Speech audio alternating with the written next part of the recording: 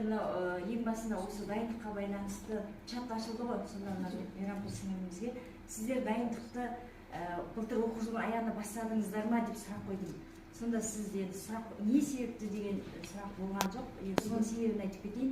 Сол былтыр оқу жылының аяғында түс көріп жатыр екен, түсінде маған Қонаев еніп жатыр екен. Қонаев, Арлап, Қонаев деп шошып ояндым. Сосын тұрдым да күлдім. Қонаев қайда, мен қайда? Бірақ есіме түсіп кетеді, ойланам. Сонымен енді болды, аяқталды. Сосын енді өткенде жаңағы осы конференцияға байланысты жұмыс жүрген уақытта есіме түсті, сонда бұл бекер маған еңбеген екен ғой деп. Енді бағана Оразаға да айтып жатыр, жаңағы седрің кезінде Алла мені алсаңда халқымды алма деп. Сонан кейін жаңа Құралай ханымның да 500-де Құран кітабы болған екен, Құран жинақ хоббиі болған екен.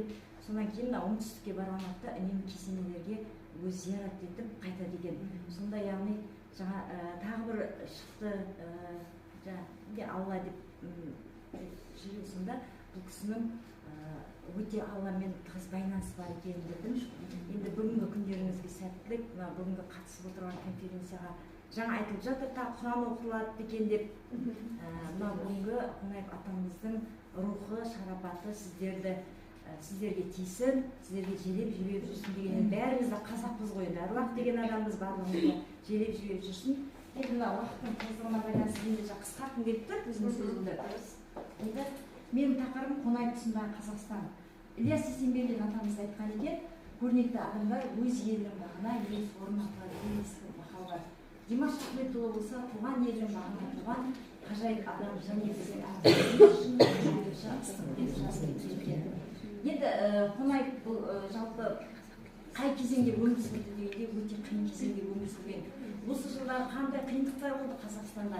Яғни мына ауыл шаруашылық өндірісіне байланысты, тың игеруге байланысты, халық санының өсуіне байланысты, тұрғын үй салу, мәдени тұрмыс көрсету барлығы артта қалған.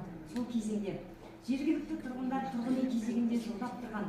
Қазақ мектептерінің саны күрт төмендеген. Тың игеру жылдарында басқа ұлт өкілдерінің көшіп келуімен жергілікті халықтың тілі, діні, мәдениеті, салт дәстүрінің барлығынан нұсқан келген.